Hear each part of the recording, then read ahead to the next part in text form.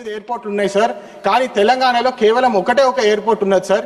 ఈ విషయం మీద కూడా మీరు అందరు గమనించాలి. ఎందుకు తెలంగాణకి ఇట్లా అన్యాయం చేస్తున్నారు?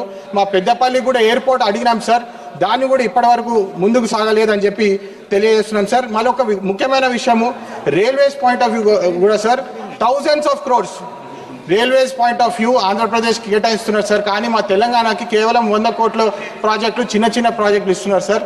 కంప్లీట్లీ అన్యాయంగా ఫండ్ డిస్ట్రిబ్యూషన్ జరుగుతుంది sir.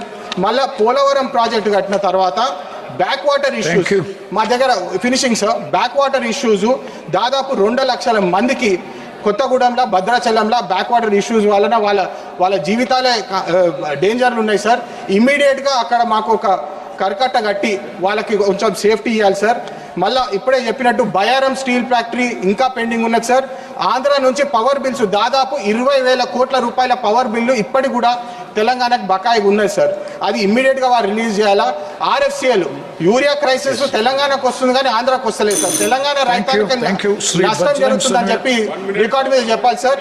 I'm just finishing sir.